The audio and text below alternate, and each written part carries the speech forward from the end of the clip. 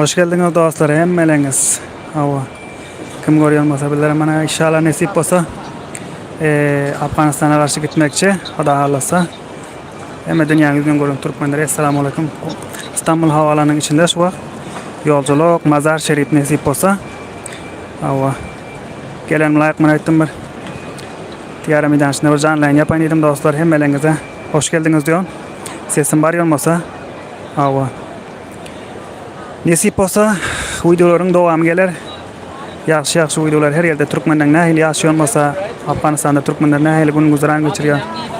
Hemmecikleri barasında nasip olsa filmleri kurşap çıkarıp duracak. Komentlarda, hemmedatlarda özleriniz aydıp durun. Ne rakam nazarıya verseniz şu arada hareket, şu arada video çekecek. Like edin, paylaşın, subscribe edin. Dostlar yattan çıkarmayın.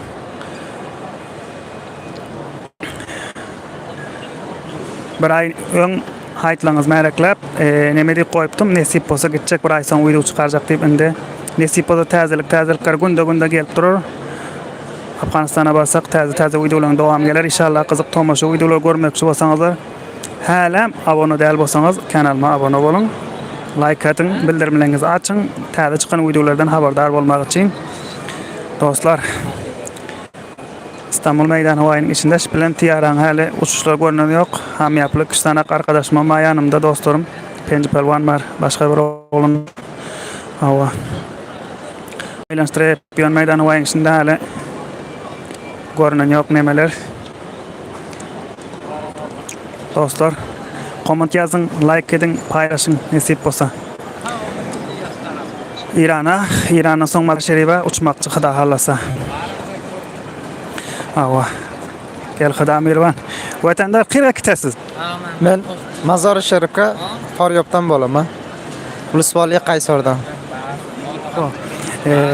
Kaç vaqt bo'ldi birga kelganingiz sizin İstanbul'da? Men İstanbulda kelganim 6 kun oldu. 6 kunda Men o'zim 3,5 yil bo'ldi Turkiyaga. ha 3,5 yil Turkiya kelganing bo'ldi. Bala. Yaxshi. Nayl aydatlar qazanabildingmi?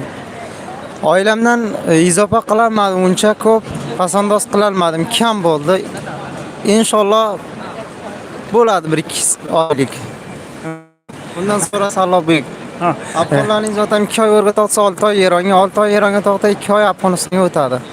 Ha, doğru söylüyorsun. Nasip olsa Afganistan'a gitamiz. Nima ish qilmoqchi? İnşallah iyimidi biz boraylik qanun toliblarni durimiga qaraylik, maydonlar yaxshi bo'lsa, biron kisib qilalsak qilamiz, qilolmasak pas majburiy qachoq Eron kelalsak. Ha, doğru söylüyorsun. Hayır, sana yaxshi yolculuklar. Teşekkür ederim sizlarga ham. Salomat. Sağ ol. Dostlar, Meydan Havay'da Özbekler, Türkmenler kan aylanıp gezip yürün. İran'a gidip nasip olsun yanak reportajlar yapıp çıkarıp dururuz Xudo halasa. Aytışım yanak paylaşın.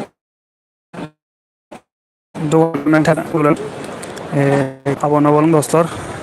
Hazırlıkça olsa sizlere hayırlı akşamlar diliyorum. İstanbul saati 4:30-5 bulundur. Dostlar, ben canlı yayını kapatıyorum. Nasip olsa videoların devamı gelir. Şu vaqt